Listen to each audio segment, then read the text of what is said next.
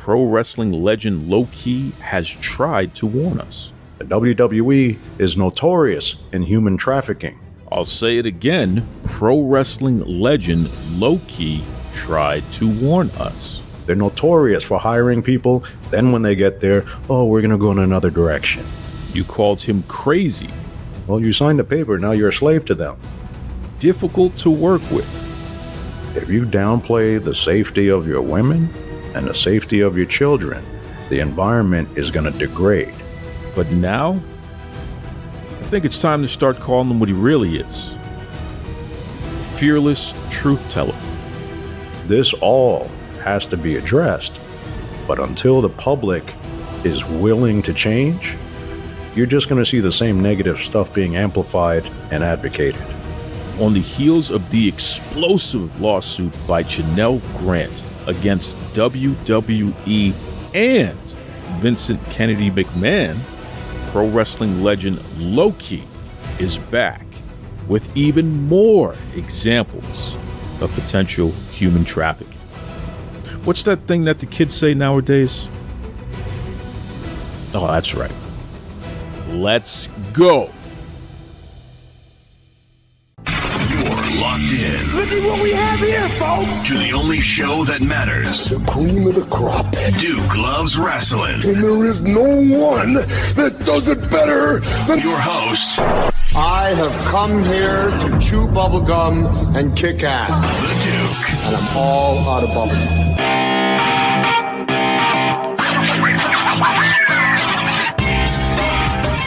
So, brothers and sisters, legitimately, this is, as far as I know, and I've been researching it, and I can't find anyone else. This is the number one person who has been very explicit on their criticism of WWE, of the wrestling industry in general, and who has named the thing. This is the first person who I've ever heard say human trafficking. This is the first person who I've ever heard say it over and over and define it, literally provide the legal definition of what it means in order to further illustrate what they're talking about. So in light of this Janelle Grant lawsuit against the WWE and Vince McMahon and naming a few other names and not naming some names, but describing people. And if you know, then you know who she's talking about. In light of all that, it only makes sense to bring back the one person who has legitimately been trying to warn everybody. And you all scoffed at him at first. You all tried to disregard it at second. And then you just legitimately he doesn't know what he's talking about and try to pass it off at third. But yet here we are where you have somebody who literally is going through the legal process saying the thing that this guy's been saying all along because she actually personally experienced it. Human trafficking. At least that's what's alleged in the lawsuit. So, without further ado, welcome back to Duke Loves Rasslin. LowKi, how you doing there, sir? Well, I wish it was under better circumstance. You and me both. Listen, LowKi, I'm going to get in a lot of trouble for having this conversation with you. I know that for a fact. I know that we're going to ruffle a lot of feathers, and I'm willing to take that chance because I truly do feel like there's a lot that you have to say, and you've only scratched the surface the times you've been on this show. So we're going to dig a little deeper than the surface on this episode here. First and foremost, let me back up for a second. You have alleged and you have called out the industry and specifically WWE for human trafficking. So let's refresh everybody's memory. And you know, I played a clip a little earlier there, but I want to get you in real time once again here. What is the definition of human trafficking that you feel applies to what you know about what's happened in the WWE? Just by visibility. What is the nature of the WWE? They travel from location to location with people. are these people treated? Are these people spoken with in professional manner? If you've listened to any of the videos of men and women who have departed from the WWE, how positively do they speak about their time when there? Think about that. Then they disappear for a while and then return. Why? The money's good. That's the motivating force for a majority of those people. Why? Because it is not a wrestling company. It is an entertainment company using the backdrop of wrestling as the bait. You're looking at people who are being convinced to follow whoever's in charge, and it doesn't necessarily mean that everything they're being told is truthful in order to get them to work. So, now getting into the definition, human trafficking and migrant smuggling are global and widespread crimes that use men, women, and children for profit. Okay, well, it's not really children being used in this sense, but the men and women? Okay, that seems a little more reasonable. These crimes take advantage of people who are vulnerable, desperate, which, if you've listened to any of these men and women speak on their own behalf of their own experience, about their experiences in this field of work, it falls in line with people who could be vulnerable. It falls in line with people who could be desperate. Or the third, which is, or simply seeking a better life. Do you think any of those men and women who join the WWE, or any of these companies for that matter, does it seem reasonable that they're trying to seek a better life? Now, listen to all the men and women who depart from that company who have been in interviews on camera. They are giving you insight to the things that they've experienced.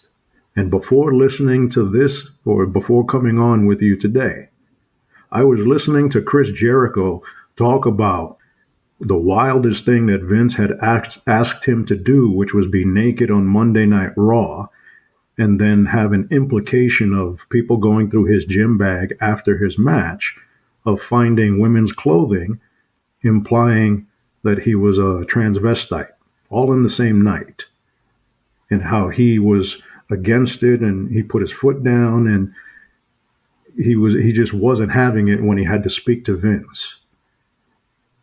And I'll tell you, he can say that now, but I've been around for a long time, and those guys from the Attitude Era, they were willing to do things because the money was good. Does it mean that they degraded themselves? Some did. I still fail to see where the entertaining part is, where you have a man who's known as a really good professional wrestler having to put his lips on the boss's bare ass in public. That's a humiliation process. So you're basically telling people to follow you from city to city so you can humiliate them. So this is not entertainment. This is open abuse. But these men and women are simply seeking a better life. Listen to the stories, the old stories about Vince's behavior. Jericho was just talking about Vince asking him, or not necessarily asking him, but implying being naked in front of a whole crowd on a Monday Night Raw. Where would that be appropriate at work? And then in the interview, Jericho describes it as Vince was implying with the women's clothing being found in his bag. So he asked him, he goes, so you think I'm a transvestite, or you're implying that I'm a transvestite? He goes, you think that's funny? He goes, yes. So he's trying to convince him to humiliate himself for the crowd. This is what I've been trying to warn everybody about. I'm not that. I'm a professional wrestler, a grappler, a fighter at the pro level. What you guys have been witnessing is another version of the Hollywood nonsense that seems to be coming out now. But they all seem to have similar themes. The men and women are abused or taken advantage of. They're crying out for help. But the public is none the wiser, and in turn, they're supporting the abuse. I want to challenge you on something, because you're speaking about experiences that other people. So in Jericho's case, I mean, that's on the record. He said it on his show, so there's no question about the fact that a witness who was on the receiving end of this ridiculous concept, he put it out there. Fine. LowKi, you personally, in the WWE, and you were a contracted wrestler, you're on television, you wrestle on pay-per-views, the whole 9 yards. At any time, did you personally witness in that company human trafficking? That would be all the wrestlers, or all the people who are in the ring. The reason being is because they're being told one thing, and then when they arrive, things change. And everything that we were being told was Vince changes his mind all the time. And he'll contradict himself. And if you say, well, this is what you asked me to do, and he says, no, I didn't, now you got to be careful because you don't want to insult him. But at the same time, he's trying to see what he can get away with according to him being in charge. Now, when I mentioned the humiliation process, why would any adult male be willing to do some of the degrading things in that company? That's not a normal athletic business application. Now, the human trafficking theme, they tell you one thing, and then when you get there, it's not the same as what they said. So, I'll give you an example of what they wanted us to do. In NXT, I believe we were in San Jose. I think that was where we were at. It was Alex Riley, Joe Henning, Mr. Perfect's son, and I. The final three.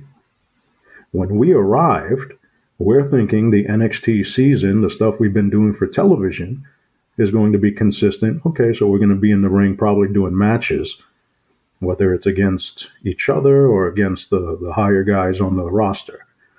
So we get there, and they tell us that we have to get checked by the athletic commission. So we're like, okay, no problem. We go getting checked. We've gotten checked by the athletic commission, and then they tell us to go check by Gorilla, where they have the information.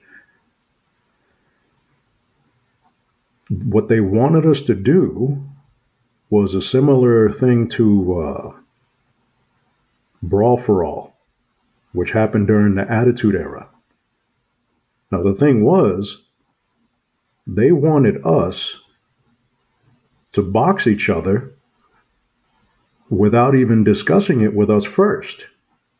So we're under contract to be in the ring, but then instead of being wrestlers, they want us to be boxers.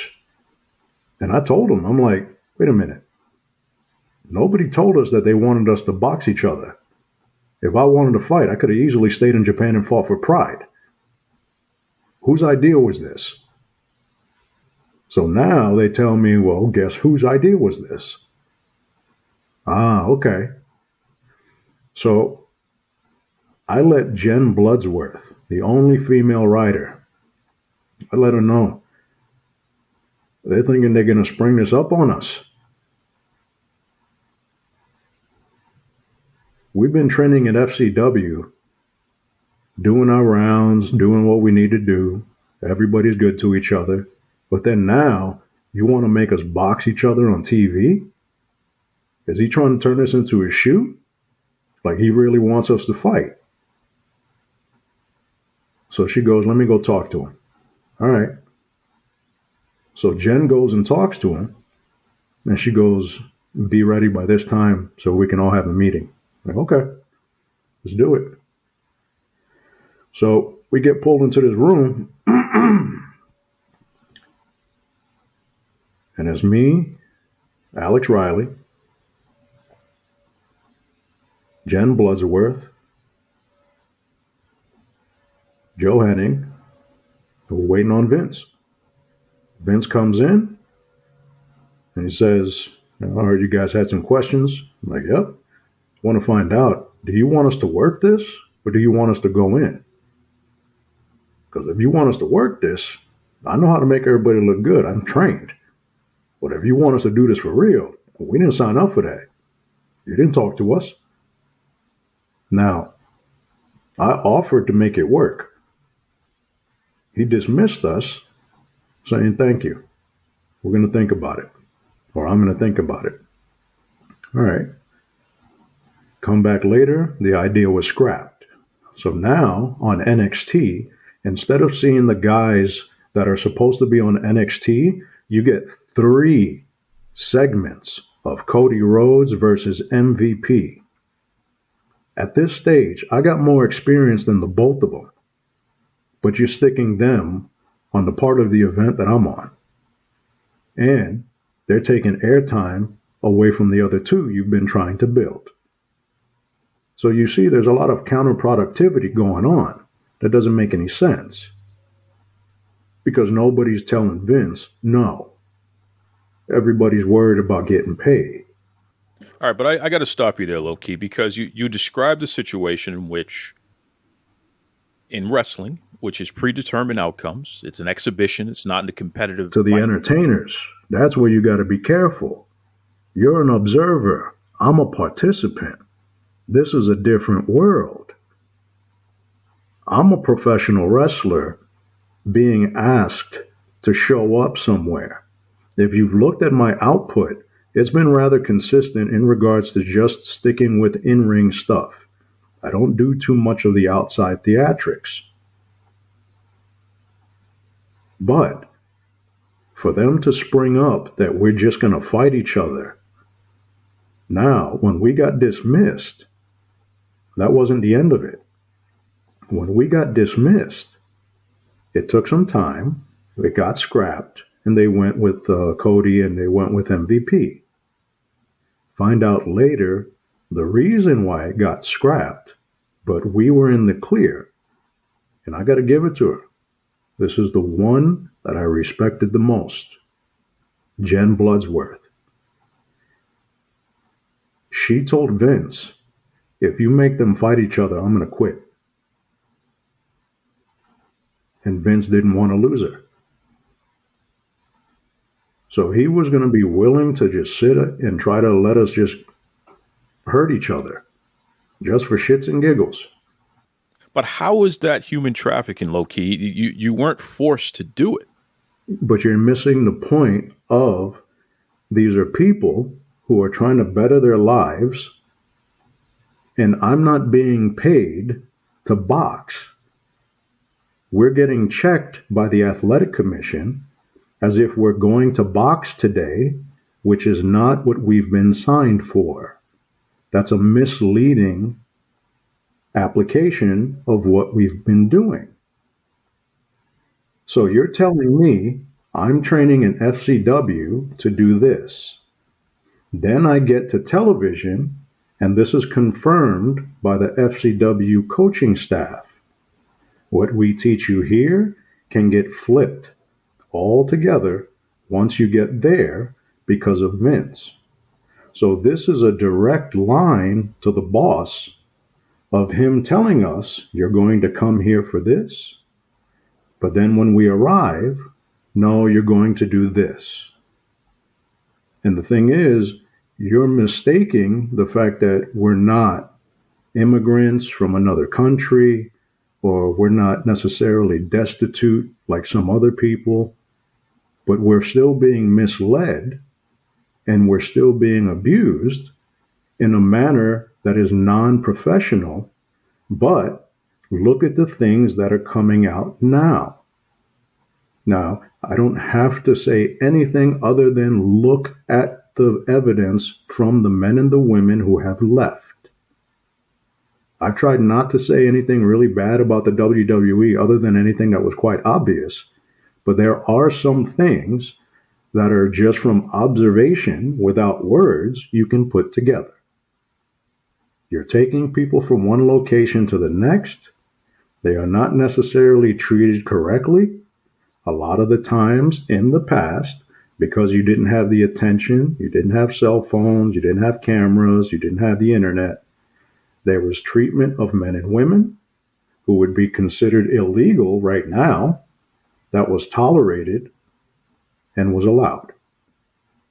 From my personal experience, without anybody telling me, I'm literally being told to show up to do one thing and then being told, no, you're doing this instead. And then when you resist, you're being punished in a variety of ways to try to gain compliance. All right, I want you to hold that thought for a second, LowKi. Let me come in for a second on this, because the United States Department of Justice, they define human trafficking as also known as trafficking in persons. It's a crime that involves compelling or coercing a person to provide labor or services or to engage in commercial sex acts. The coercion can be subtle or overt, physical or psychological. Now, when I go down to vulnerabilities, it does talk about, although there is no defining characteristic that all human trafficking victims share, traffickers around the world frequently prey on individuals whose vulnerabilities, including poverty, limited English proficiency, or lack of lawful immigration status. And there's also a lack of stable, safe housing and limited economic and educational opportunities. Trafficking victims are deceived by false promises of love, a good job, or a stable life, and are lured or forced into situations they are made to work under deplorable conditions with little or no pay. Okay, so based on what I just said there and listening to what you just described, you were asked to engage in a real competitive physical fight, and like you said, you walked into the building not expecting that you would have to do something like that. You were coerced, but ultimately you found a way to get it to go away, or rather, Jen Bloodsworth, as you name names here, she put her job on the line in order to convince the office not to force you folks to engage in labor practices that weren't mutually agreed upon beforehand. These are very serious allegations here. Very serious allegations. So this is your first. What I asked you directly: have you ever personally witnessed human trafficking in the WWE? And that's the first thing you brought up. That's a big one. Have there been any other instances that you want to speak on? There's a long-standing history that has allowed it to achieve the level that it has achieved at this point. In order for you to understand that, you must understand the roots of where it came from. The carnival.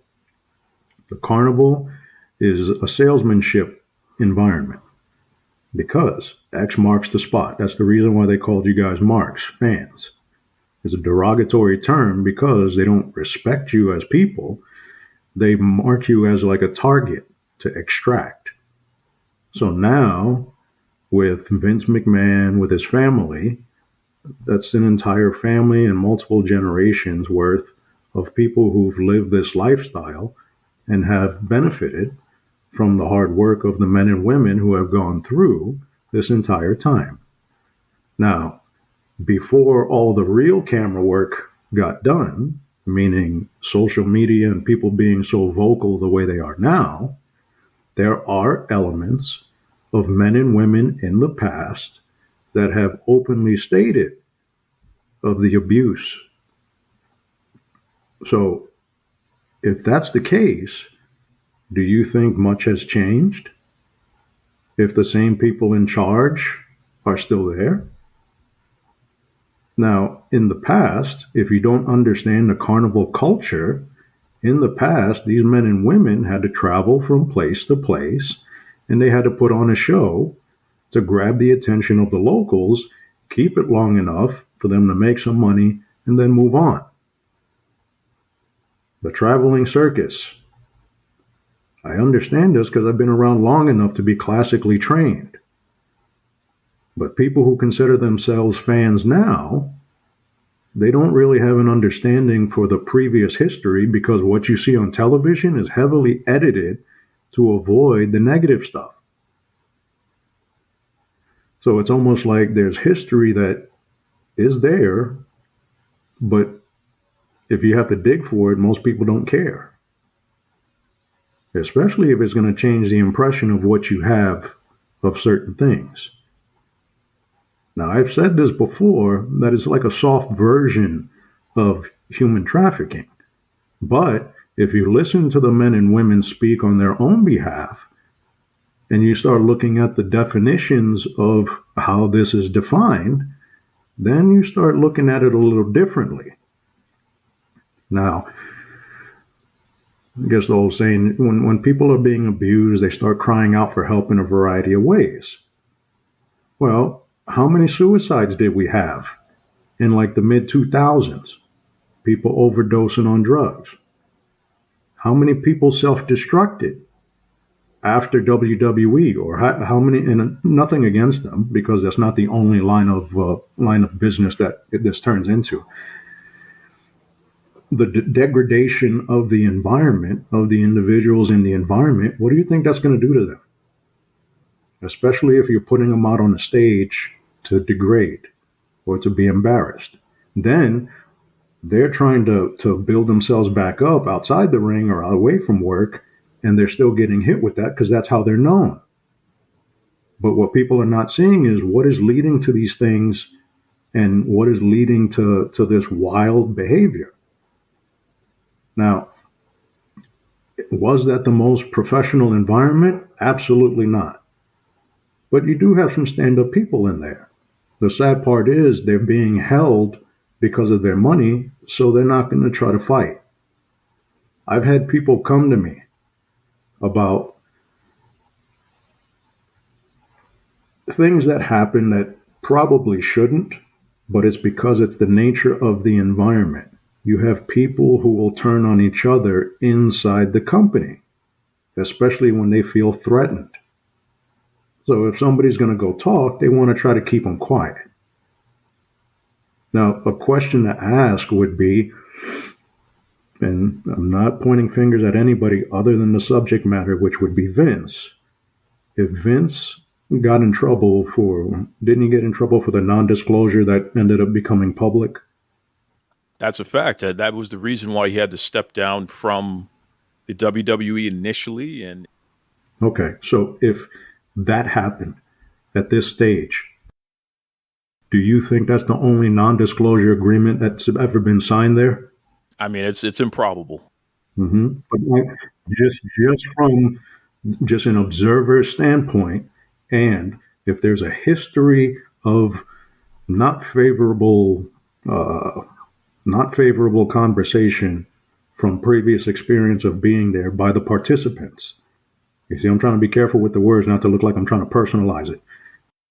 I'll say this: there are people who, through the years, have I've had conversations with who have told me a lot of things that they've seen, some who have experienced, and based on that information, I am comfortable in saying that I believe it's improbable that this is the only NDA that existed in that company related to Vince McMahon.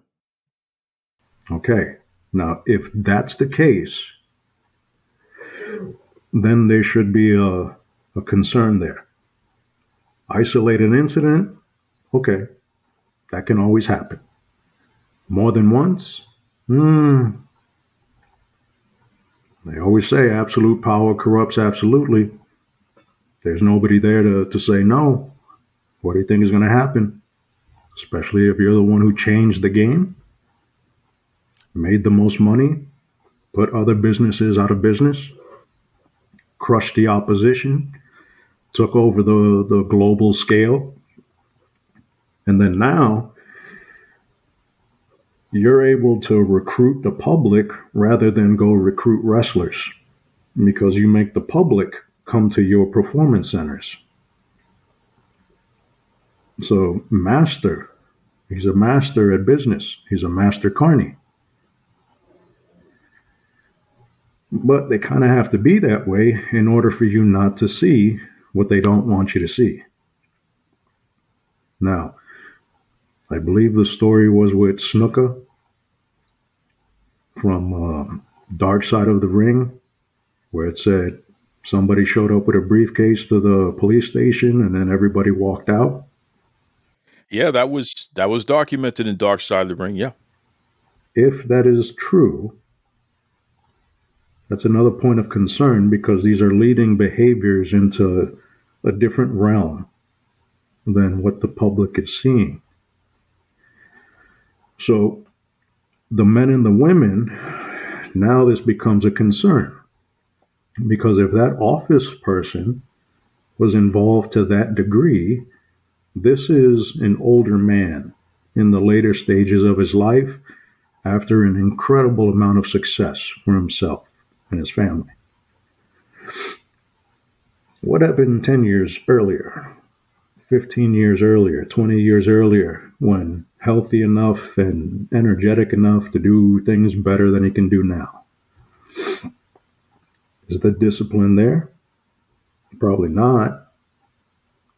Especially during the 1990s, where the suspicion of steroids, they were able to dodge that bullet, but then later on, you hear everybody talking about it. So there's a lot of repeated negative history without trying to beat Vince down, because again, he's going to have to be proven in a court of law. But you start seeing patterns. And that's the hard part. Because people feel good watching what they're watching, they don't want to face the reality that they could be contributing to the negative stuff. Because it makes them feel good. It's not supposed to be making them feel bad. But in the process, those men and women are not necessarily being treated the way that professionals should be treated. And that's only because it's an old culture. It's an old culture of operation and an old culture of behavior in this particular realm. This realm, again, the entertainers are using the ring as a false setting for them to get away with what they're doing.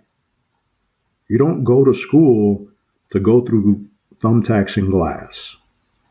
You don't go to school to sit here and cut promos for 20 minutes. You go to school to wrestle. But instead of seeing who's the best of the best, people want to entertain because it's a shortcut. It's less work. But then what you're doing is you're inviting a lesser attitude towards what they're doing. And then, well, if you're going to do that, go ahead and do all that all you want. I'm going to do this over here. I'm going to try to find a faster way. Well, then now it's starting to create that type of environment that you got to be careful with, because you don't want your people selling themselves. That's what it turns into. So instead of merit based, they're thinking on survival, which is that hustler's mentality. Well, I gotta do what I gotta do to eat. Okay, but it doesn't necessarily mean you have to hurt other people in the process. And the sad part is, me, even with the stuff I've gone through, I'm still relatively healthy. I've taken good care of myself compared to the men and women in the past.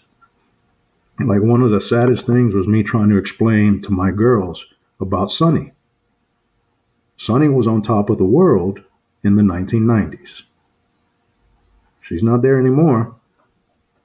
And that's sad, because it didn't have to be that way. But these men and women are crying out for a variety of reasons. And the public is none the wiser because they're focused on what makes them feel good. Even though some of these men and women have been crying out for a long time, trying to give everybody the heads up. Did you read the Janelle Grant lawsuit? No. Did you read any of the articles about the details at all? No. The minute you asked about speaking about it, I'm ready to go. Gotcha.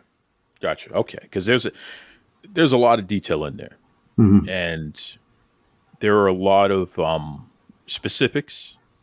It appears that Miss Grant has saved text messages from Vince McMahon, possibly from John Laurinaitis, and what she's alleging is essentially a situation where she was being pimped, for lack of a better term. I don't think that's a legal term.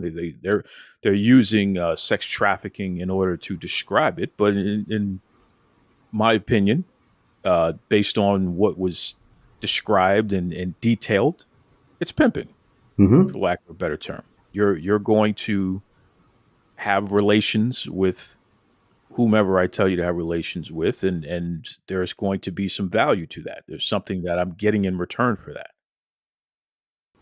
And that's not a surprise, because he does that to the wrestlers. If you ain't going to do it, I'm going to find somebody who will. So, I mean, it's another version of that, but it's without anyone really explaining it. That's what I'm saying. Some of the things are simply observable. And if you're older and more mature, or just you understand things in a more complete way, you'll be able to see these things a little more outright. And it's hard because, again, it's under the frame of enjoyment. But it's no different than if you go into the past of Hollywood, where the people who make the public happy, they're being abused, or there are things going on that are not really like what they seem to the public. Do you personally know of anything that's risen to that degree in that company? I mean, especially while you were there, the degree of literal pimping, for lack of a better term. Well, what do you think the concept of asking these men and women to do these absurd things in a degrading process or application in public? That's a humiliation process. What type of business does a humiliation process in public of their employees, of their workers, of their staff, of their assets? What is the point of a humiliation process? Now, with me, I took that when I went to NXT and they stuck me in a pink shirt. I thought that was the soft version of what they do in Hollywood. They want to stick the dudes in a dress. So people today may not think anything of it. My era, I see what you guys are doing. You're trying to see what you could get away with. Okay. Let's see how long this lasts. Because they're going to see what they can get away with. And if they know they can't, then they'll stop. But that's not how everyone behaves there. And when you got that money in that sense, in that scale, I should say, that's going to change people's behavior, especially depending on what they need. If these men and women are trying to provide for a better life, have you ever spoken to some of these people? Some of these people come from dirt poor areas. they get a chance to make a couple of $1,000s a night and provide for their families, they're going to try to ride that thing as long as they can, even if that means starting to embarrass themselves, even if that means starting to degrade themselves, even if that means starting to act like a clown and be silly, even though they really want respect. They're doing a humiliation process to a lot of these men and women to see what they can get away with because it makes them more compliant. They're more compliant. They're going to follow orders. They're going to be able to control them. It's different now because you have a different generation of people in that company that didn't grow up in the same manner as the ones before. So they're not going to have the same attachment. But it doesn't change the fact that they may not necessarily be treating the people the correct way, but not necessarily everyone has the ability to say something about that. Because I'm pretty sure, at least from my experience, the way the contracts are structured, they do try to cover their butt from a legal standpoint, from recourse. So you got to understand, these are people, and I try to explain this to my students. The carnies are not dumb. They're clever. Just because somebody that has that southern twang or they sound silly or they don't necessarily sound like they could be intelligent, don't ever think that they're stupid. They need to survive. And they need to survive in a variety of ways if they can't do it on merit. So in entertainment, it's not merit. It's whatever gets the crowd moving. And that's the hard part because it's under the backdrop of a wrestling ring. And unfortunately, what you guys see now is a lower in-ring skill. And that's not fair. But in the sense of the trafficking part, again, it's misleading these people to arrive under the context of one thing and then changing plans on them. Well, now they're already there. Now what? Are they just going to get up and go home and lose the chance to make their money? No. Most of them wouldn't. So now they're in a bind. They're being held by their money. So it's like, this is the adult world, but this is the negative side of what people don't see. You know, it's interesting. The WWE on their corporate website, and it's something that I've noticed, going back at least 10 years now, that they've posted. That's not to say that it's only been there for 10 years. In fact, I'm under the impression that it's been there longer than that, based on their public history, going public as a publicly traded company. But what they have listed is WWE is an equal opportunity affirmative action employer and is subject to federal regulations pertaining to employment. In your experience within the company, both what you've experienced personally and both what you've seen, even what you've heard, do you feel that at that time this statement is true? And the reason why I asked that question is because Miss Grant detailed in her lawsuit that for doing these sex acts, she was given gifts, she was given raises, she was given promotions. And I know, speaking off the record with other people in corporate, especially who were in corporate when she was there, they weren't getting those things.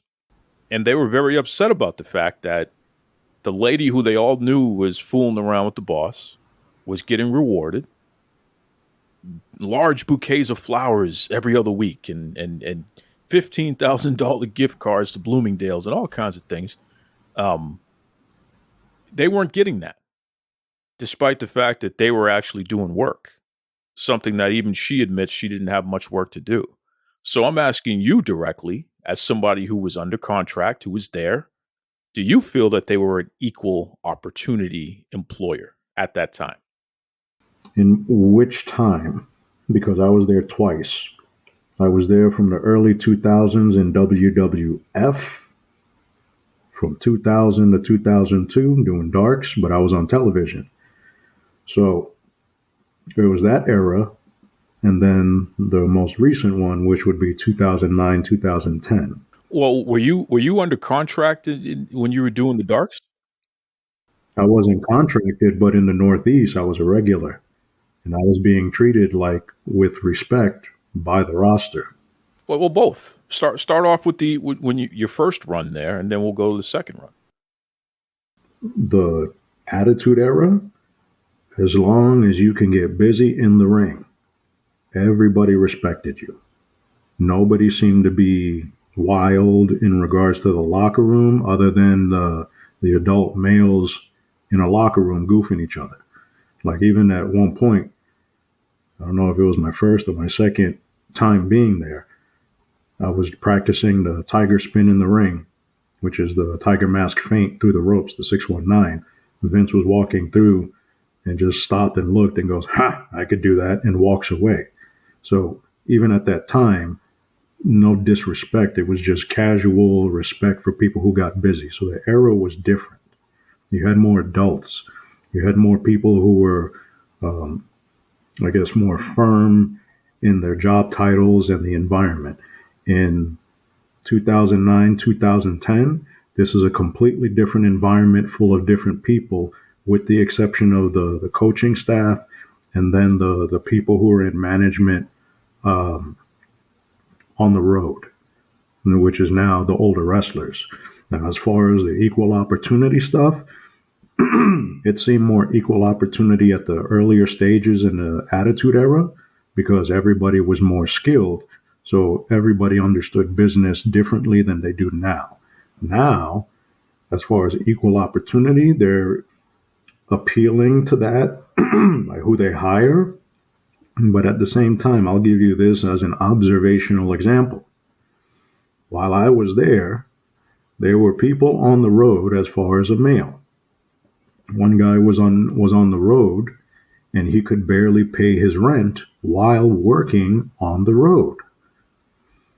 However, one of the females, who was not a wrestler, who doesn't train during the week, was telling me the amount of money that she was spending on clothing a month, which was nearly 4 to 5 times more than what that guy was making. And that guy was in the ring on a super low level and was getting pushed for TV time. So, what kind of indication is that when the obvious, which is whatever tasks you're given for work, are not being completed, yet you're capable of describing the funding for your clothing, while in this environment, no one really has that type of funding available to them. It seems like you have support in some way, and that seems uncommon with who they sign at that time. Nobody was really coming from money. You were either signing wrestlers who'd been around and have earned a reputation, so now you're going to move them on to TV, or these are people that were found or recruited from somewhere. The wrestlers, for the most part, were being recruited from events, being in the ring. The females, however, the recruitments that started changing, and instead of being female wrestlers, they were starting to have contests. So from being qualified in ring, it changed to appearance. And that's where you have the different generations of females being in the ring in the different eras of the company. The WWF, you had Lita and Trish. They had to work their butts off to earn respect amongst all those people. You fast forward, it's not the same caliber. It's not. But it doesn't change the fact that these men and women are still being misled as far as one idea being presented, and then something else is occurring. I was literally told that by the coaches. I was given the book, The 48 Laws of Power, and told to read it because this is what I'm going to face while being up on the road. And sure enough, it was. The difference between me and everyone else, I'm not playing any games. So I wasn't going to read the book and try to manage or manipulate my way to the top. I'm too honest for that. So I didn't read the book until after I left. After I left, I could start pinpointing experiences.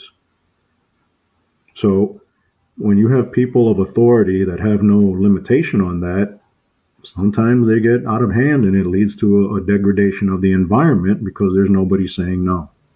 How do we change what clearly is a issue that has been recent? I mean, we're talking as recently as 2022, and Vince McMahon literally just left TKO, which he was the chairman of the board. He was responsible for UFC and WWE, which means he still was in a very powerful position. The other thing a lot of people don't realize is that he still owned stock. He was still one of the top investors in the company, even though he didn't have the majority stock anymore. So that type of power, that type of influence, it remained until literally last Saturday, Sunday when he resigned and divested completely from the company, which means he got a big fat golden parachute on his way out. And again, I want to make sure I'm clear on something here. Everyone's innocent until proven guilty. There is a lawsuit that has been filed in the United States District Court, Connecticut region. So that is also a civil. It's not a criminal matter. It's a civil matter. So that has to go through its process, and either will determine innocence or guilt based on what evidence is presented and what can be proven. But if what has been charged is actually true in any way, shape, or form, this has been going on since a couple of days ago. Even the spirit of it. What has to happen in order to clean that up and change that type of culture in that company? Expose them. All of them. There's a negative history that I've been warning everybody about. There's two histories here. The sport in ring, where you're looking at the actual skill of the men and the women in the ring. That's what everybody wants. They want that type of respect. As being high-level athletes, fighters, they want to be the Olympians. However, when you're willing to engage the entertainment, it's no longer merit-based. So now you're going for people who need to work on shock value. They're trying to spike your emotion. They're trying to lead you on a journey. The roller coaster ride of emotion, because it's a show. So if they're not qualified for their jobs, they're going to do other things. And when they do that, a lot of the times it's not as skillful as just strictly merit. So you're dealing with a lesser performance, a lesser quality, but then that's being advocated because the people are being controlled by their money. They're being coerced in a variety of ways. And all they're trying to do is make that money for them and their family. And again, a lot of them are coming dirt poor. So before people want to start jumping on indie wrestlers and saying all this shit about them, like Randy Orton in 2017, running his mouth about making $5 million while the guys on the roster were indie wrestlers. Yeah, asshole, a lot of these guys didn't have their dad get them a job. And then you're going to talk about money as if that shit's going to sit there in your bank account forever. Like you're just inviting yourself to get somebody stealing that shit because you're drawing attention to it. That's just irresponsible behavior, but that comes with the territory of just looking down upon people.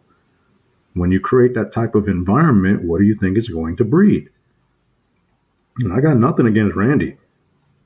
But you get out of hand like that, somebody got to say something. And when everyone's worried about their money, because they think if they say something to Randy and Randy goes and complains to Vince, they're gone. Look at what happened to Kennedy. So it's an environment where people are walking on eggshells because they're trying to get to that level where, hey, they can try to get to a Randy Orton. But they can't because they got to be real careful because of the way that the culture of that place is.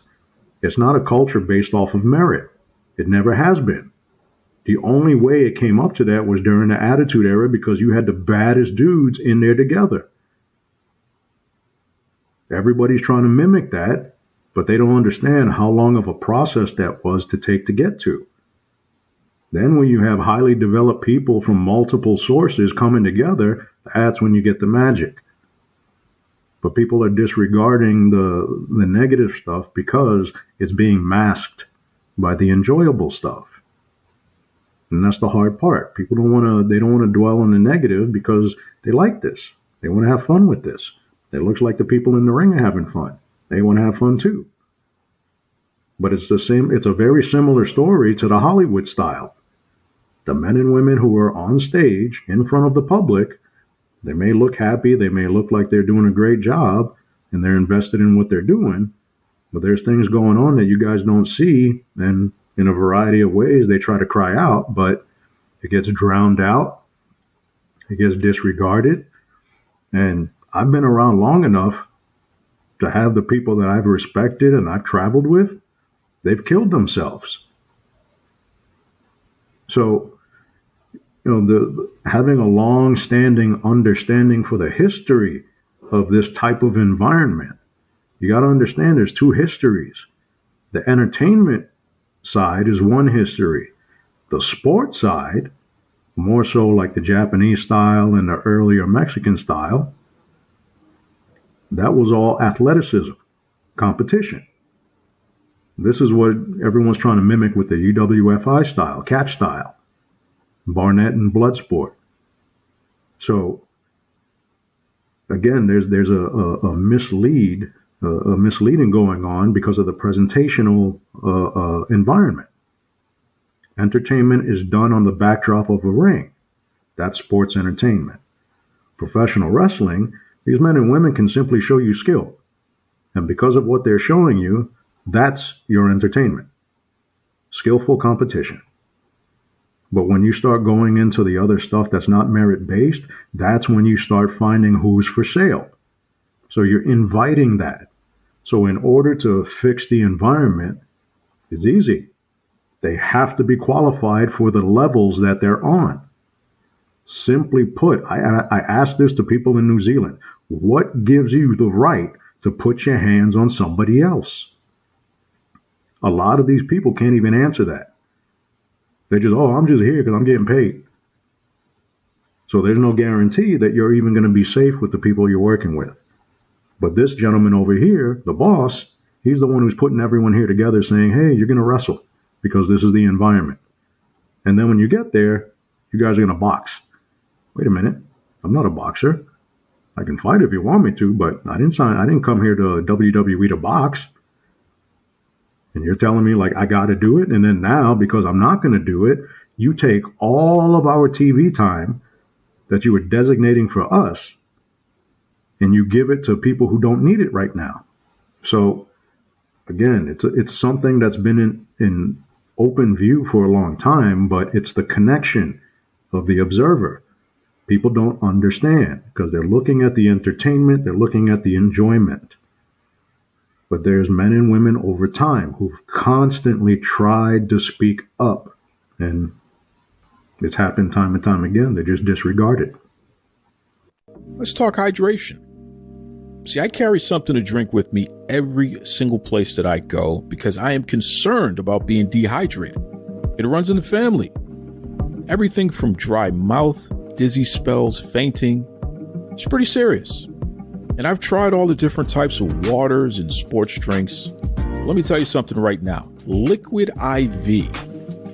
That has been the most efficient at keeping me hydrated and doing so pretty quickly.